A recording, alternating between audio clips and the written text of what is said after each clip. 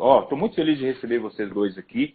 Quero agradecer a toda a equipe da Biocross, a diretoria da Biocross, por estar nos proporcionando esses momentos aqui de aprendizado com a sua equipe, compartilhando conhecimento com todo esse público que está aqui nos assistindo. Obrigado a Biocross, parabéns a essa grande empresa que está fazendo uma grande contribuição para a agricultura brasileira, né, não só com produtos de altíssima tecnologia e eficiência agronômica, como também uma equipe de assistência técnica sensacional. Parabéns à Biocross e obrigado pela parceria. Vamos lá. Pessoal, hoje nós vamos falar sobre arquitetura de planta. A gente está falando, basicamente, né? Aqui a gente está na Academia da Soja.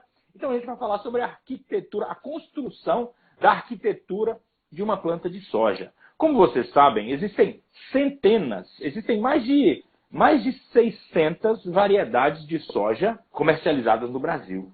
Olha que louco, né? Tem soja para todas as regiões do Brasil, de acordo com a latitude, com a altitude, né? De acordo com as temperaturas, as condições edafoclimáticas de cada região. E existem sojas que engalham mais e sojas que engalham menos, ou seja, de crescimentos diferentes. No entanto, tem como a gente estruturar essa planta para ela nos entregar aquilo que a gente quer. E o que a gente quer? A gente quer o máximo potencial de produtivo dessa soja. Então, independente se é uma planta que engalha mais ou se engalha menos, tem como a gente interferir nessa arquitetura. Por isso que nós estamos aqui recebendo esses dois feras do agro brasileiro, o Matheus Castro e o Matheus... É Matheus Castro Lopes ou Lopes Castro? É, Lopes Castro, Calder. Eu vou chamar só de Lopes, que é pra gente, né? Que é mais fácil de diferenciar, né? Isso mesmo. Então, nós vamos falar hoje sobre componentes de rendimento. E, Lopes, eu aproveito para você. Conta para o pessoal que está aí nos assistindo quais são os componentes de rendimento de uma planta de soja. Então, Calder, quando a gente fala em rendimento, né, a grosso modo nós estamos falando diretamente de produtividade, né? Então, como buscar, né, o máximo rendimento da cultura da soja? Para isso a gente precisa ter mais nós ativos, né, ou melhor, mais nós produtivos. Para a gente conseguir ter esse máximo de nós produtivos, nós precisamos ter uma melhor, administrar melhor esse recebimento de luz durante os 3/3 da planta, né? A gente precisa ter ramos laterais, o máximo de ramos laterais possíveis, para que esses ramos também tenham nós produtivos. Consequentemente, a gente precisa melhorar a nossa quantidade de vagens, né, na planta, que vão ser derivados desses nós viáveis, desses nós produtivos. Então, a gente precisa manter essa quantidade de vagem elevada. Consequentemente, a gente vai ter um número de grãos maior por planta. E um ponto muito importante que não podemos esquecer, né, que é conseguir o máximo de peso desses grãos possíveis. Então, acho que assim, quando a gente fala de arquitetura da planta, arquitetura de plantas, a gente precisa administrar certos fatores, né, tanto questão estrutural, mas sempre linkando com uma boa fertilidade ou uma boa nutrição dessa planta, para que a gente consiga linkar toda essa questão de construção estrutural com esse peso de grãos, esse acréscimo de PMS lá na frente. Sensacional. O Matheus Castro, se nós pudéssemos, né, elencar aqui os componentes de rendimento da planta, aí a gente começaria com... Coeficiente de variação, né, eu nomeio diretamente, né, Claudir, principalmente pensando já em semeadura, né, sistema radicular, a gente tem que pensar em ramificação, pensar em flor, pensar em nó produtivo, no caso até antes da florada, né, nó produtivo, florada, e pensar também diretamente em vagem, né, que vai nos dar as 30 gramas por planta, que é o que a gente busca no rendimento, né? Dentro de uma distribuição espacial de planta, é claro, mas a gente tem que buscar os principais componentes de produção. Então, a gente pode dividir isso também em 3 temas, pensando nisso em sistema radicular, pensando em arquitetura de planta diretamente dizendo, e fotossíntese, que é o que geralmente vai nos dar a produção do fotossimilado para levar isso diretamente para o grão. Então, tem que elencar dessa forma e dividir em grupos para a gente trabalhar o manejo pontual para a gente obter o potencial genético da cultura da soja, né? Se nós pudermos elencar aqui os componentes, a gente pega uma planta de soja E nessa planta ela tem alguns componentes de rendimento. O que a gente quer? A gente quer peso de grão, como o Lopes falou muito bem. Né? Não adianta ter muitos grãos se forem grãos leves, tem que ter peso de grão. Para ter peso de grão, essa planta, né? Trava a língua aqui, né? Então, essa planta tem que estar bem nutrida, né? Para ter peso de grão. Então, peso de grão, aí a gente tem vagens, a gente tem canivetes, a gente tem nós produtivos com flores, né? E o que é um nó produtivo? É um nó com folhas verdes até o final. O Rafael Castro, eu tinha o meu grande mentor, é só eu lembrar dele, eu me emociono, choro, eu sou muito emotivo, né? E aquele gaúcho, ele me xingava bastante, mas, cara, foi minha escola, que foi Dirceu Gassen. Infelizmente já nos deixou, mas ele deixou um grande legado. E ele falava, tchê, componente de rendimento da soja, Então, ele tinha um jeitão estourado dele de falar, né? E eu tive a honra de ter sido mentorado por ele há 10 anos atrás e aquilo foi um divisor de águas. Então, ele falava, a planta tem que ter vagem, e tem que ter folha, e tem que ter flores, e tem que ter nós produtivos. E aí ele ficava, o que é um nó produtivo? É um nó com folhas verdes até o final. Até o final. Não adianta ter nó se não tiver conectado com folhas verdes nesse nó. Porque senão ele vai deixar de ser produtivo. Porque quem capta energia luminosa para transformar em energia química, fotossíntese, né? Transformação de luz em glicose, é a folha. Então, assim, ele dava uns sacolejos que nunca vou esquecer. E isso é muito importante, né, Claudir? Que muitas vezes a gente não, nas safras que a gente vem acompanhando, às vezes não consegue se obter, porque a gente chega lá em R4, R5, a gente começa a perder terço inferior, começa a perder bacheiro. E esse bacheiro é que vai nos agregar essa alta produtividade. Ele está em torno ali de 30%, 40% da nossa produtividade, pode estar ali naquele bacheiro, naquele terço inferior, né? Então, a importância de você manter essa folha. E aí a gente elenca até a última live, né? A importância de dar sanidade e uma nutrição balanceada, uma nutrição fisiológica legal, para a gente conseguir essa folha verde até o final, ativa, retida na haste principal, no pecíolo, no entrenó, diretamente falando, para a gente conseguir levar tudo que ela produziu para esses grãos, né? Isso é muito importante. Sensacional. Sensacional. Só fazendo um complemento, né, Matheus? Essa safra passada, né, no começo desse ano, a região nossa sofreu muito com isso, Calder, porque às vezes a gente pode pensar em construção de arquitetura de planta, lógico, com o objetivo final sempre a produtividade, né, o incremento de produtividade. Mas, por exemplo, a gente teve na nossa região um clima tão adverso safra passada, de vários dias encobertos, dias com baixa incidência de luz, estimulando muito o crescimento vegetativo da soja, né, por estar sempre buscando essa luz que estava baixa no momento. E o que acontece? Foi justamente isso que o Matheus falou. Por essa baixa incidência de luz, a soja cresceu muito, empolhou demais o terço médio, principalmente o terço superior. Foi onde nós tivemos uma grande dificuldade de manter bacheiro viável por mais tempo.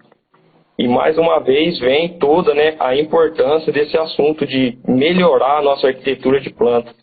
Porque às vezes essa nossa deficiência de manter a sanidade do bacheiro vem por um número excessivo, um crescimento excessivo de folhas na parte superior, que impeça a chegada de produto, a chegada de luz, consequentemente aumentando muito aí o que a gente chama de canela, né? Que são os nós inférteis aí da base da planta. Realmente, viu, Lopes? É um problema muito, muito sério e muito recorrente. Essa questão da soja ficar caneluda, ou seja, ali no terço inferior, no bacheiro, né, como não chega luz, não chega fungicida, a planta sofre mais ataque de doenças e ela acaba abortando aquelas folhas dos nós do terço inferior. Com isso, a nossa soja fica caneluda. E de 20% a 25% da produtividade da planta está lá no bacheiro. Aí a gente perde. Então, se a gente ia colher 100 sacas por hectare, eu estou chutando aqui, óbvio, a nossa média geral está em 70, né? Alguns ótimos produtores, 80, show. Mas vamos falar em 100 sacas, imagina você perder 20% porque você não conseguiu manter nós produtivos no bacheiro. você vai colher 20 sacas de soja a menos, fazendo essa conta de se fosse uma média de 100 sacas de soja por hectare. Agora você pega 20 sacas de soja, multiplica por R$160, dá R$3.200 de prejuízo. Agora eu quero entrar mostrando as travas da chuteira mesmo no assunto mais polêmico. Por quê? Porque se nós plantarmos, independente da variedade de soja que a gente está plantando, plantamos a soja e deixamos ela crescer por si só, ela vai produzir uma quantidade X de nós. E a gente sabe que a produtividade, ela está diretamente relacionada à quantidade de nós produtivos na planta. A pergunta que não quer calar é, como é que a gente consegue aumentar, hein, Matheus Lopes? Eu vou passar essa batata quente para você. Como é que a gente consegue aumentar a quantidade de nós na planta? É possível? Sem dúvida, Claudir. A gente sabe, né, que essa questão a própria carga genética da planta, né, então ela vem com uma característica, né, de teto produtivo, de potencial produtivo. Mas a gente tem algumas ferramentas, né, temos algumas estratégias para que a gente possa melhorar ou, de certa forma, eu não diria nem regular o crescimento, mas condicionar o crescimento dessa planta, para que a gente consiga reduzir tamanho de internódio, para que a gente, no final, consiga ter um número de nós maiores. Até o Salvato postou um story essa semana fantástico, falando da famosa estágio V5, né? A fase onde que toda a questão, toda a produtividade da soja, ao momento que ela está em definição, porque até então a gente já vem com os entrenós curtinhos, né? A gente está ali da unifoliolada para o V1, para o V2. Entre V4 e V5 é o momento que ela vai começar a alongar os seus entrenós. E aí é a fase onde que a gente pode dispor de certas ferramentas ou dispor de certas estratégias para fazer com que esses internódios continuem mais curtos, que a gente estimule a emissão de ramos laterais, consequentemente um número de nós maiores lá na frente. Mas a gente tem que tomar cuidado para a gente não se atrasar, porque se a gente fizer essa intervenção lá em V5 já vai ser tarde. É isso? Sem dúvida, né, Claudir? E aí a gente chama do famoso, essa intervenção no V5, que esse ramo lateral vai sair ali em V6 para V7, a gente chama daquele famoso ramo seco, quando a gente está andando no meio da lavoura ali em R5, e aquele ramo está seco, não é um ramo produtivo, né? Porque falso, né? É um ramo falso, é um ramo que cresceu já na vertical, ele já está sombreado pela haste principal. E como você mencionou perfeitamente, né, Claudir? Não tem luz incidindo sobre ele, então ele não se torna produtivo, não se diferencia axila, não se tem posteriormente flor e não se tem vagem, não se tem componente de rendimento, né? Então, tem vários estudos e a gente já vê a campo trabalhando ferramentas de uma maneira certa, que você lançar a mão de manejo mais cedo e trabalhar com o ramo lateral, trabalhando ali em V2, saindo em V2, saindo em V3 e até grandes produtividades, já se vê com o ramo lateral, ramificação lateral, saindo no nó cotiledonar,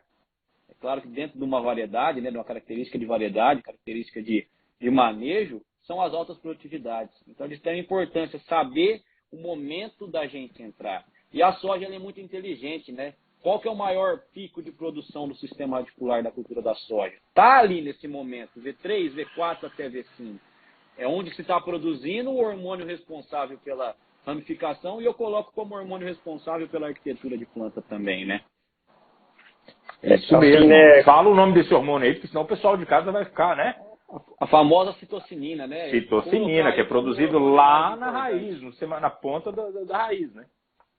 Exatamente. Assim, né, Matheus, como a gente estava comentando, né, V5, a partir do momento que ela começa, né, a alongar os entrenós, então se nós temos que fazer alguma interferência, tem que ser abaixo desse estágio, né, para que a gente consiga ter uma resposta, na hora que ela entrar nessa fase de V5, a gente já esteja com a planta tendo uma resposta diferente do genético, diferente do normal, vamos dizer assim. Boa. A famosa plasticidade fenotípica, né, Claudir? A soja conseguir produzir um fenótipo a mais, 2 fenótipos a mais, exposta a outros ambientes, a ambientes de manejo de produtos, a ambientes de clima, de ambiente diretamente falando, de variedade. Então, a soja é um tema complexo que a gente, quando acerta esse tipo de manejo, e para acertar, novamente a gente traz a estar olhando para a planta e ver qual é o momento de interferir, nós vamos acertar e ter uma soja de característica arbustiva, né? Que é onde consegue incidir luz nesse bacheiro, incidir luz nesse ramo lateral para torná-lo aí produtivo, né? Sensacional. Agora eu quero fazer uma provocação aqui da seguinte forma. Quando é que o produtor ou que o técnico, né, ele toma a decisão de falar assim, eu vou entrar com o bioestimulador ou o regulador de crescimento, como a gente comumente chama, né? Quando é que a gente toma essa decisão? A gente toma essa decisão após a germinação da nossa plântula ou a gente toma essa decisão lá atrás, na hora de fazer a programação dos insumos que a gente vai estar utilizando na safra seguinte? Primeiramente, nós temos que entender qual material nós estamos trabalhando, né, Claudir? Isso é um Por material quê? que tem... Porque nós temos que entender que hoje nós temos materiais de tipo indeterminado, primeiramente, tipo determinado, já ficou muito pouco, 90%, 95% da produção brasileira é em materiais indeterminados. É indeterminado, né? O determinado, raríssimas variedades. Principalmente materiais que tenham potenciais de ramificações ou não. Por quê? Tem que entender, eu quero uma arquitetura de planta. Eu posso sim fazer o uso de reguladores e de condicionadores de crescimento em materiais que a gente chama a famosa soja vareta. Por quê? Aí eu consigo regular, reduzir o meu entrenol ali no início de V2 até V5, certo? Mas aí eu não vou ter uma capacidade de engalhamento. Então, cabe entender qual produto, e aí é muito importante, eu vou fazer um produto que eu vou estimular a ramificação se a soja não tem essa característica. Isso é muito importante a gente saber. É o pontapé inicial, né? Uhum. E, partindo agora para a soja que tem ramificação, é como eu falei, o quanto antes você lançar a mão desse tipo de produto, desse tipo de ferramenta, desse tipo de manejo, melhor.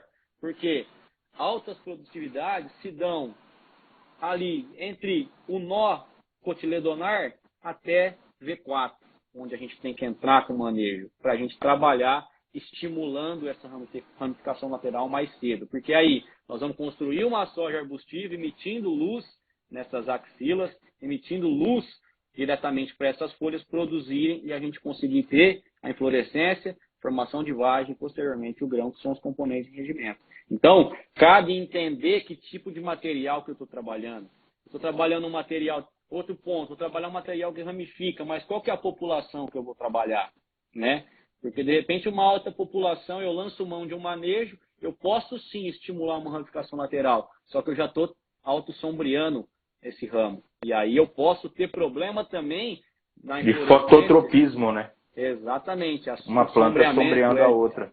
É extremamente importante. Então, é complexo, é entender qual material, qual população e a fase. Entender a fase que essa planta está para a gente lançar a mão de manejo. Vamos colocar aí. De V2, V1, V2, V3, até no máximo V4 a gente gosta de trabalhar, Claudir, com esse tipo de ferramenta. Entendi. O Lopes, você quer completar para nós? Fica à vontade. Então, né, Claudir, é um negócio até meio contraditório de falar às vezes. Por exemplo, como saber, né, se há necessidade ou se eu realmente preciso. Aquele material é indispensável o uso de melhorar a arquitetura de plantas. Principalmente se você na safra anterior plantou o mesmo material e você chegou lá em R5.1, você vai andar no meio da soja, você percebe que é uma soja que te amarra, é uma soja que está com a canela muito alta, uma soja que cresceu aí muito acima dos seus 90 centímetros. Ou seja, é uma soja que tem um potencial de dominância apical muito alta. Então é um material que às vezes te tem características interessantes de resistência a alguma doença, resistência a nematóides, enfim, que se adapta bem ao seu clima, porém ela tem essa característica de dominância apical alta. Então aí sim, na próxima safra, dentro dessa fase fenológica aí de V2 a V4, a gente precisa dispor dessas ferramentas para condicionar esse crescimento, melhorar essa estruturação dentro de todas essas características, né, de plantabilidade, de população de planta, que a gente precisa ter um espaço físico para essa planta mais ramificada ocupar.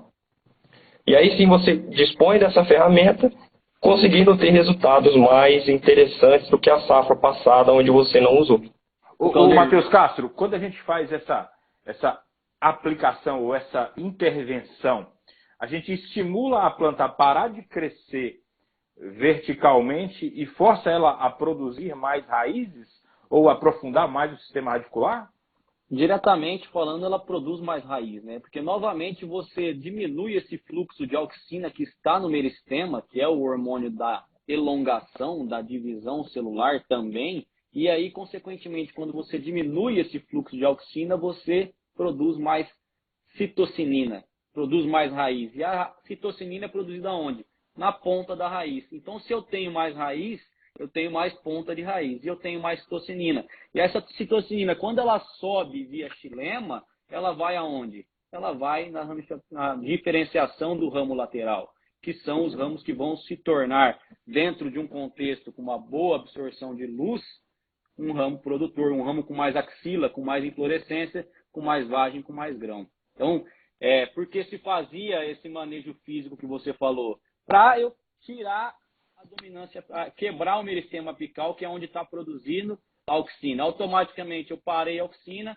eu produzo mais citocinina, produzo mais raiz, e aí ela vai produzir mais citocinina. Se faz muito isso, uma analogia para o pessoal também aí entender, na cultura do café, né? Quando você faz aquela recepa em cima, né? Para você estimular o quê? Ramo plagiotrópico, ramo lateral também na cultura do café. Eu quebro dominância de auxina, automaticamente essa planta vai enraizar, vai ter mais ponta de raiz, vai produzir mais citocinina, mais ramificações laterais. Então, assim como você falou e o Matheus complementou muito bem, a questão de trabalhar com produtos fisiológicos, que trabalham balanço hormonal, diminuam por um certo tempo, um pequeno período, a produção de auxina e você tem mais produção de citocinina para ter uma melhor ramificação lateral. Então, são manejos que a gente deve entender. E até pensando em herbicidas, nós temos que também entender, a gente sabe que tem sim ganhos de produtividade com lactofen, até em algumas regiões, eu também não gosto, mas 2,4-D se vê também produtividade, mas tomar cuidado sempre com o ambiente, né? O ambiente que essa planta está, como é que ela está com água dentro do sistema, né? Porque se vier um veranico depois de uma aplicação, que seja de 10 dias, a planta já gastou energia, já sofreu uma fito, porque esse herbicida ele dá uma fito. Falando em lactofen, inibidor da protóxido, vai dar uma fito. O 2,4-D ele vai correr todo o floema da planta, vai para a raiz. Então, se você não tiver água para essa planta recuperar, ela está limpando esses compostos, causou a sujeira dentro do seu sistema, dentro das folhas, dentro de todo o seu metabolismo, a gente pode ter perdas grandes de produtividade. Se eu errei no stand, eu coloquei menos sementes ou eu tive algum problema de stand lá, né? E no stand final ficou com menos plantas por metro do que aquilo que teria que ser. Eu posso fazer essa intervenção? Com Não certeza, só pode, como deve, né? Com certeza, deve.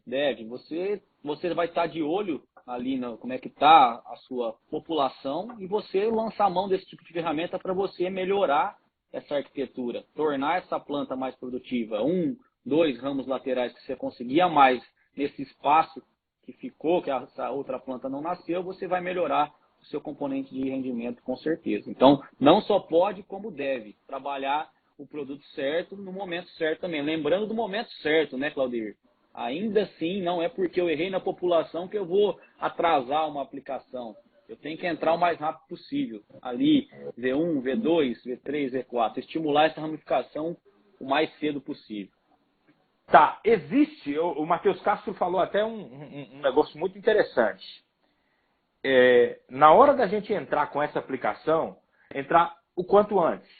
V2, V3, entrar com a primeira intervenção, com o bioestimulador ou regulador de crescimento, tanto faz o nome, entrar o quanto antes. Mas também prestar muita atenção na previsão climática, né? Porque se a gente faz essa aplicação e logo em seguida pega um veranico, não chove, vai dar problema, né Marcelo, Ou já, né? Estou trocando o Matheus por Marcelo, né, Lopes? Sem dúvida, né, Claudir? É um momento que a gente vai estar intervindo no que é a parte mais principal da planta, que é a estrutura, né? Nós vamos mexer estruturalmente, nós vamos, melhor, reestruturar esta planta. E aí a gente faz essa intervenção e entra no veranico, por exemplo. O momento que a planta vai travar, que ela vai sentir, consequentemente ela não vai conseguir expressar toda essa característica que nós estamos induzindo ela, né? Que nós estamos preparando ela a fazer. Então, assim, a condição climática é algo que a gente tem que estar muito atento a ela quando vai fazer essa intervenção, porque senão a gente pode ter uma resposta completamente oposta do que nós estamos procurando, que é essa estimulação de ramos laterais e de nós mais curtos. O remédio vai virar veneno se pegar um veranico logo após a aplicação do bioestimulador, né? Tá, tem uma pergunta aqui do Henrique, uma pergunta do Henrique Carvalho. Ele está falando assim, ó, se o produto estruturador que eu usar tiver em sua composição indutores de resistência, ajuda em um veranico? Ajudar em um veranico, em que sentido será que ele está dizendo? Vai suportar ajuda mais o veranico? Ajuda a reduzir o impacto do estresse hídrico. Eu acredito que não. Eu acredito que pode ser até o inverso, né? Nós falamos bastante na live da semana passada de metabolismo secundário, né? É gasto energético. E os indutores de resistência, quando se fala em indutor de resistência, se trabalha metabolismo secundário, metabolismo de defesa. E há um gasto energético para a planta desviar essa energia para esse metabolismo, para ela se defender. Então, pode ser até o inverso. Acredito que sim, que pode ser o inverso, porque ela vai gastar mais energia ainda. Entendeu? E se vem esse veranico, ela não vai ter essa energia para suportar. Então, acredito que pode ter problema e não ganhos. Por isso que eu falei anteriormente. Gostei, viu, Castro? Por isso que eu falei anteriormente, ó, na hora de fazer a aplicação, olha para a sua previsão climática. Veja se não vem veranico por aí. Porque se você aplica e a planta pega um veranico ali no dia seguinte em diante, ali, né, 10, 18, 20 dias sem chuva, aí moeu. Aí a fito é pesada. Vamos lá, tem duas perguntas aqui bacanas, ó. Tem uma pergunta aqui do Fabrício José. Ele está falando, além dos hormônios promotores de crescimento, que são esses bioestimuladores que a gente está falando aqui, né? Quais os outros vocês consideram importantes nesse momento inicial aí para contribuir para que a planta desenvolva mais nós? Vai lá, Matheus Lopes. Quando a gente fosse falar de micros, né, como foi a pergunta que ele fez, eu citaria particularmente dois, principalmente o microcobre, né? Que eu acho que assim vai ser o elemento muito, vamos dizer assim, de fácil manuseio para nós, fazer com que essa planta reduza, de certa forma, sua dominância apical por um curto espaço de tempo. E pensando que a gente vai começar ali, startar ali um desenvolvimento de novos ramos, o zinco pode nos ajudar muito nessa fase, principalmente de alongamento e diferenciação celular. Então eu julgaria esses dois micronutrientes, na minha opinião, como uns micros primordiais para a gente poder trabalhar ali junto nessa fase. Gostei, faz total sentido. Esse cobre vai ajudar na parede celular e vai ajudar a haste ficar mais resistente, digamos assim.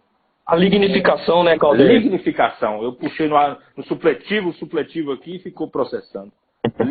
Na lignificação. Isso, né, exatamente isso que a gente ia comentar. Você precisa ter estrutura para suportar esses ramos laterais que a soja expôs, né?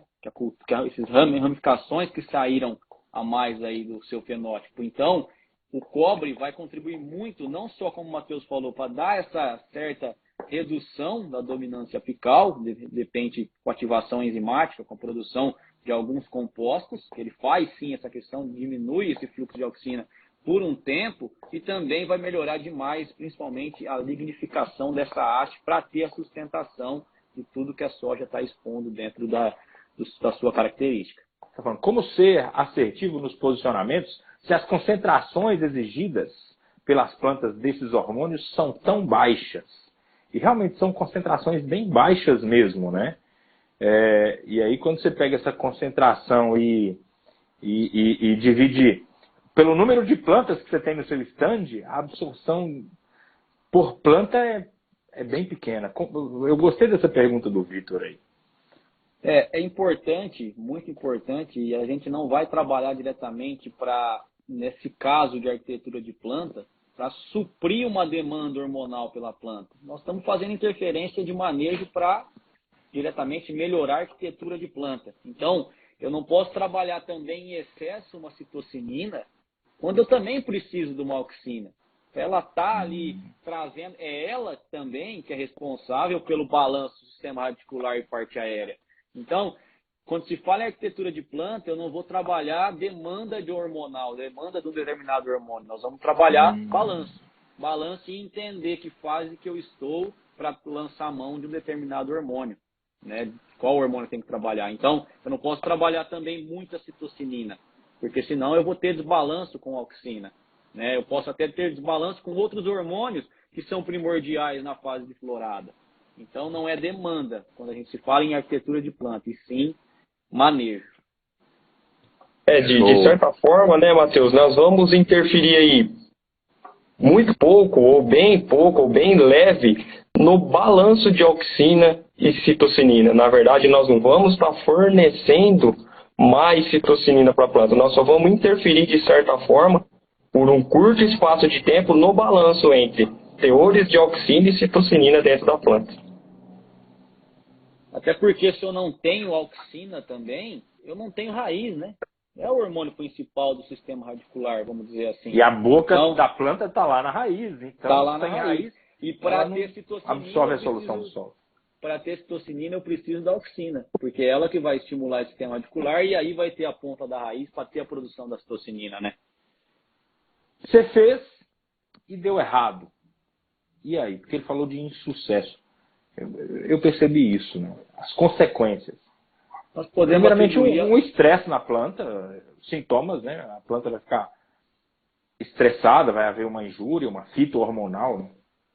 Nós podemos atribuir a alguns fatores, né? Eu até estava conversando com o Matheus hoje sobre isso, a questão de insucesso, né? Nós podemos ter diretamente posicionamento errado numa fase errada, pode ser um insucesso, porque aí eu não vou conseguir estimular essa ramificação produtiva com axila, com flor, posteriormente com vagem.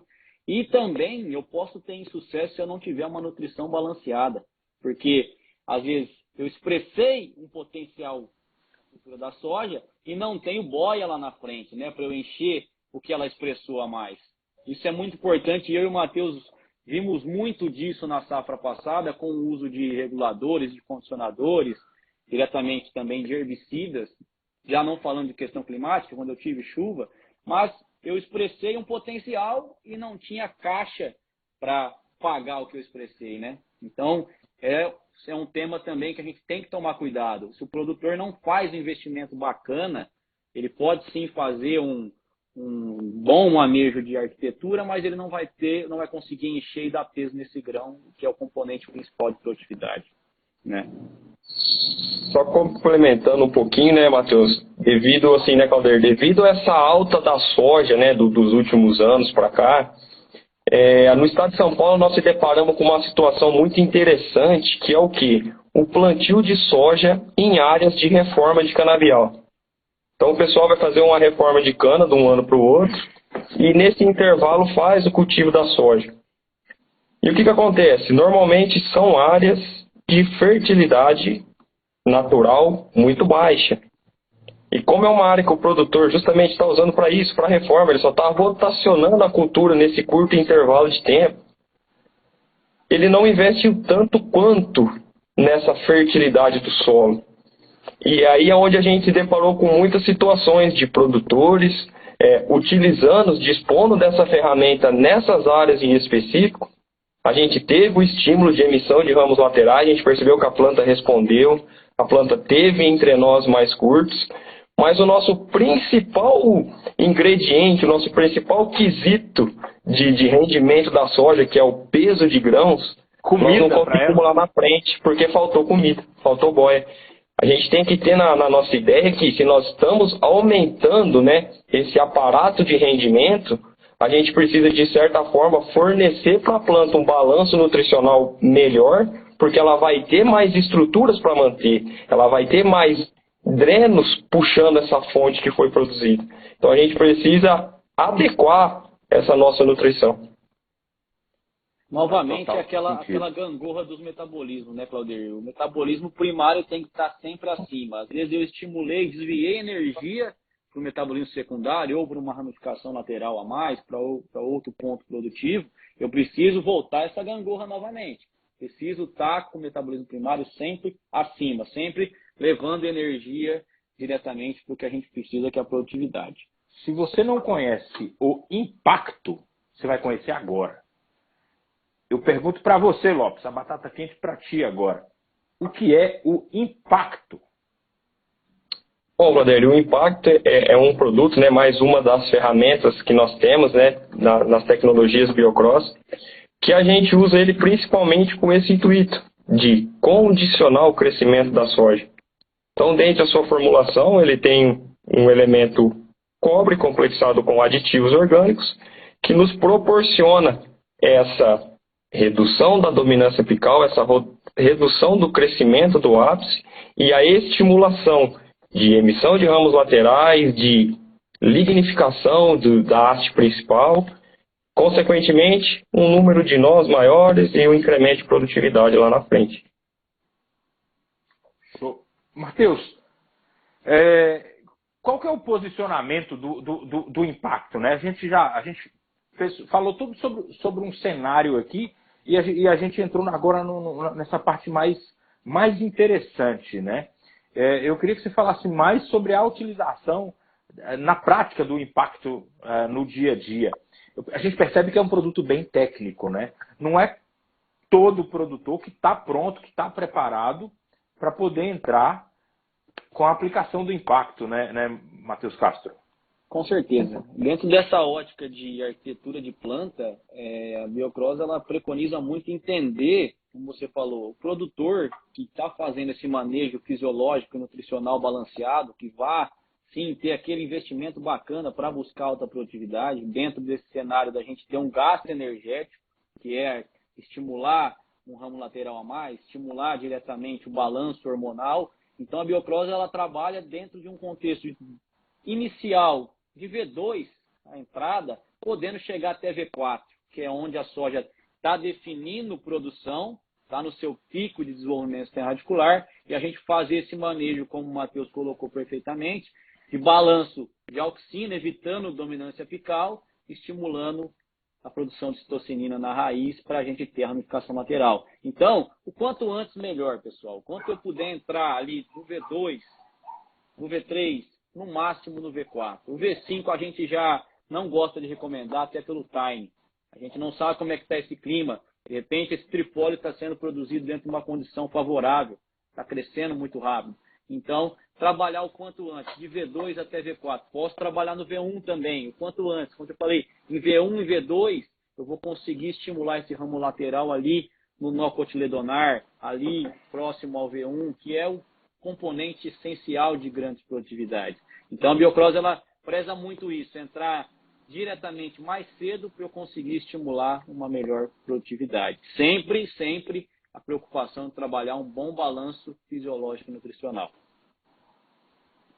Entendi.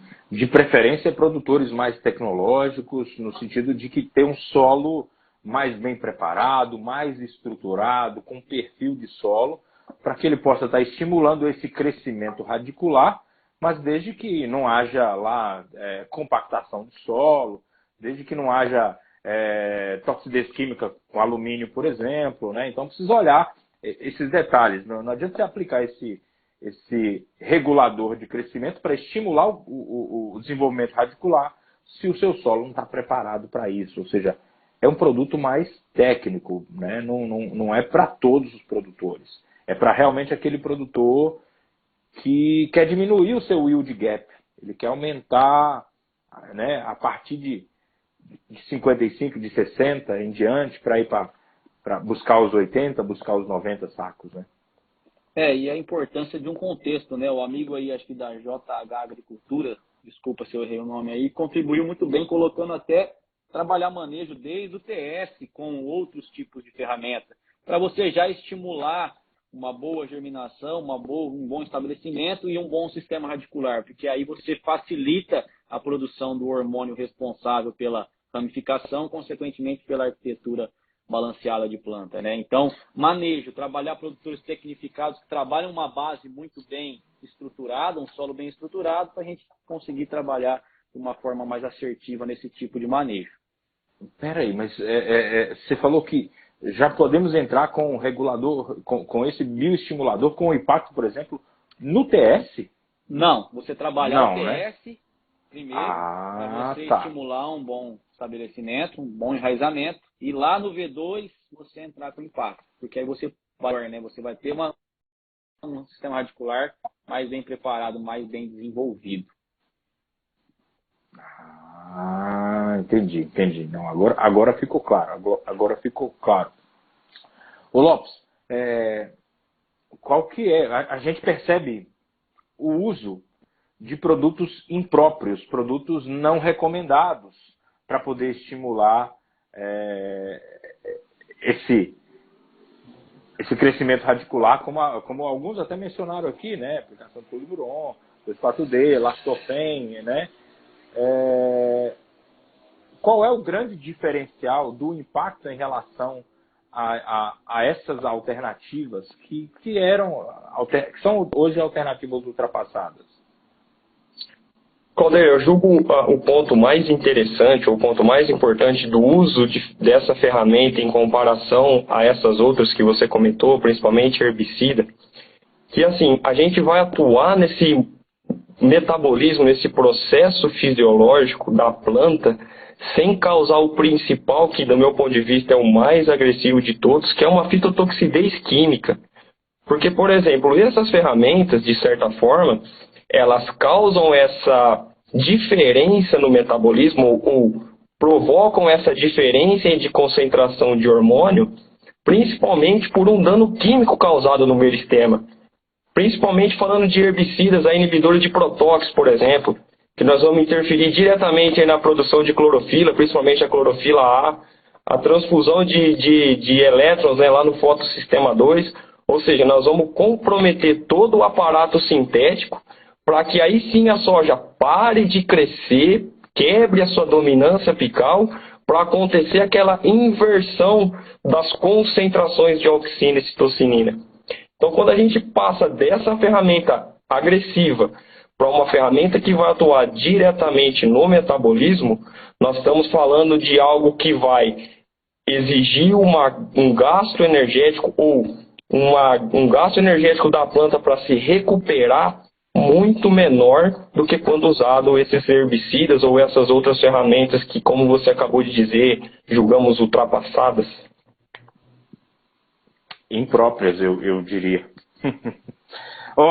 E aí eu pergunto mais sobre o impacto. Eu quero aproveitar e explorar bastante aqui, porque tem um monte de gente aqui curiosos, né, no bom sentido, interessados, acho que é a palavra mais indicada, em entender melhor sobre o posicionamento do impacto. Quantas aplicações seria o ideal? Apenas uma já é suficiente? Ou a gente poderia fazer duas? Uma ali em V2, em V3? Quantas aplicações é o posicionado, é o recomendado? Nós trabalhamos com posicionamento de apenas uma aplicação, Claudir.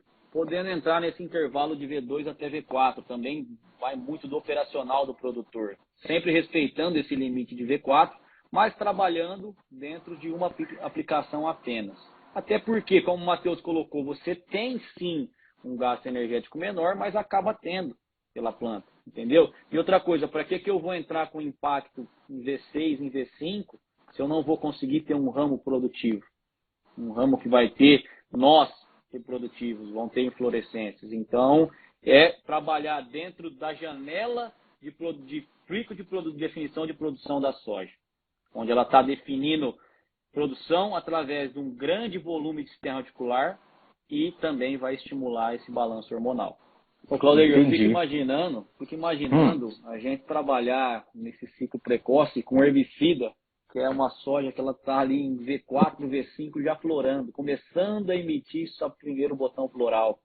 E a florada é o gasto maior de energia para a cultura da soja. Imagina se você trabalha um xenobiótico, um herbicida nessa fase. O gasto de energia que ela vai ter para tentar sair dessa fita, mas o gasto de energia que ela está tendo na fase de florada, né? Ela Então, vai olha o começar a dano, abortar flores.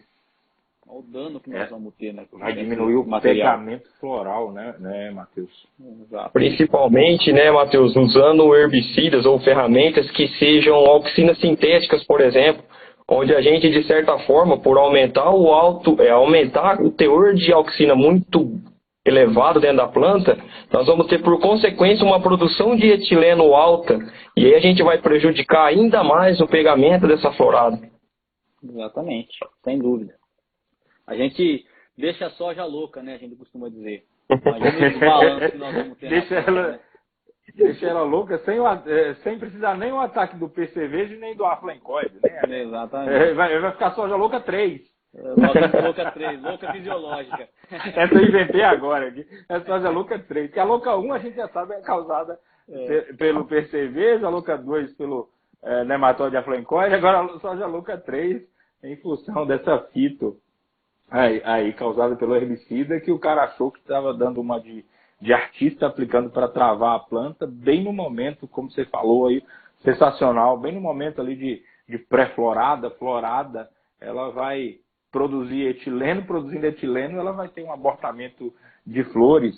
Abortando flores, como é que vai ter vagem? Não vai ter vagem, né? E se não tem vagem, não tem grão. Não tem rendimento, né? Pois é. Qual que é tá chegando no WhatsApp aqui, qual que é a dose do impacto? Qual que é a Excelente. dosagem Dose do recomendada? impacto é meio litro por hectare apenas, onde nós vamos conseguir fazer toda essa entrega que comentamos aqui hoje. Só Meio uma litro. aplicação ali entre V2 e V4, meio litro por hectare. Meio litro por hectare. Definiu o V2, definiu o V3, definiu o V4. Quando a gente fala em definir, entender o estágio do trifólio, né, para ser definido, você pode estar entrando com a aplicação. A Gabi está perguntando se o impacto pode ser aplicado com outros produtos. Excelente pergunta. Gabi também, que é uma colega nossa de trabalho aí. Um abraço para ela aí. A gente tem que entender, pessoal, a questão do impacto em manejo também. Nós estamos pensando no que, primeiramente? Condicionar o crescimento de uma planta, né? Então, nós temos que utilizar essa ferramenta do modo mais assertivo possível. E aí a gente abre um parênteses gigante nessa questão de aplicação junto ao impacto, porque eu estou usando um produto para condicionar o crescimento. Então, eu tenho que tomar cuidado até com o que eu vou colocar junto, como no caso de um bioestimulante. Se eu estou usando um produto para condicionar, eu vou colocar um para bioestimular, eu vou ter um antagonismo muito grande, né? Então, eu trabalharia o impacto sozinho, mas posso entrar na minha primeira de fungicida ali, no mais cedo, naquela aplicação zero, que está crescendo muito, graças a Deus, aí, na soja. Posso trabalhar um inseticida, posso trabalhar, de repente, até no máximo, um manganês, que não vai ter tanto essa função bioestimulante, mas a gente gosta de evitar muito aminoácidos ou nutrientes que vão ter diretamente a função de um bioestímulo para questão de produção de auxina, para produção de outros fatores dentro do metabolismo da planta. Então, isso é muito importante. Se eu quero trabalhar qualquer regulador ou condicionador de crescimento, eu não posso estar trabalhando um bioestimulante junto, senão eu vou ter um antagonismo. Eu vou estar matando o meu regulador, o meu condicionador de crescimento. Entender diretamente essa questão. É simples o entendimento. Eu quero condicionar, eu não quero bioestimular, né?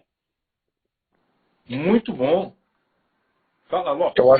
Eu acho que foi algo bem discutido por vocês na live da semana passada, né? A questão de abolir calendário em soja. A gente não pode se falar mais, a primeira de fungicida é em V6, depois R2, enfim. O que a gente se depara muito no campo, Claudio, é justamente a aplicação do impacto com incidir junto com a capina química, né? E aí muito vai de colocar já o herbicida com o aminoácido junto. Então é algo que a gente vem orientando cada vez mais de não associar, evitar a associação desse produto com aminoácido, justamente por todos esses fatores que o Matheus acabou de comentar aí. A grosso modo falando, são produtos completamente antagônicos, né? Um para reduzir e outro para bioestimular. Claudir, é um produto que, como eu venho comentando agora, tem nos trazido excelentes resultados a campo, tá? Principalmente, algo que a gente sempre gosta de frisar nas nossas recomendações, muito atento a todos esses detalhes que vão interferir nesse estímulo, né, de emissão de novos ramos, de redução de entrenós, população de plantas, se vamos ter espaço físico para todas essas plantas se estabelecerem, né, vamos se dizer. Mas enfim, é um produto que tem nos agregado muito em produtividade quando bem posicionado, quando o posicionamento é assertivo. Não temos problema de incompatibilidade de mistura com produtos, com químicos, inseticidas, fungicidas, enfim.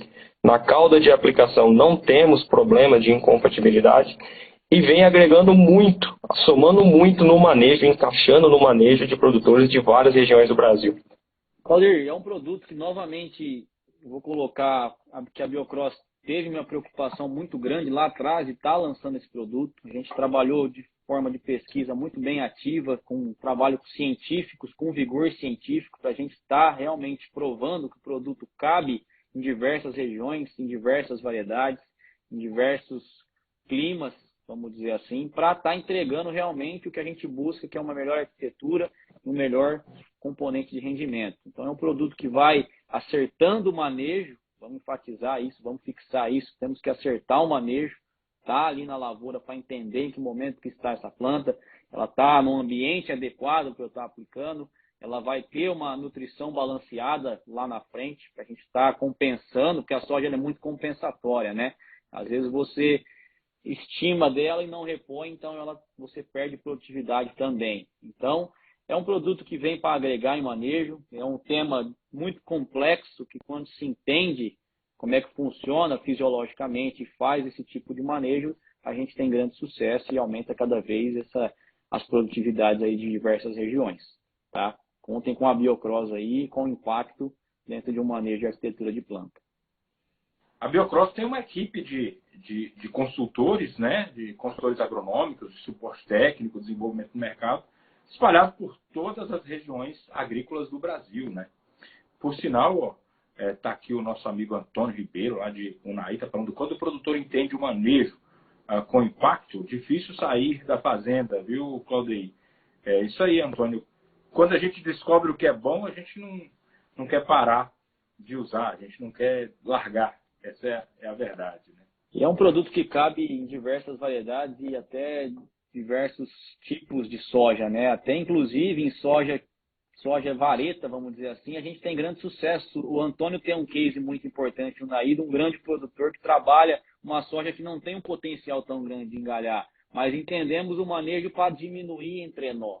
E com isso a gente aumentou nós reprodutivos, nós férteis, nós produtivos com vagem, com grão.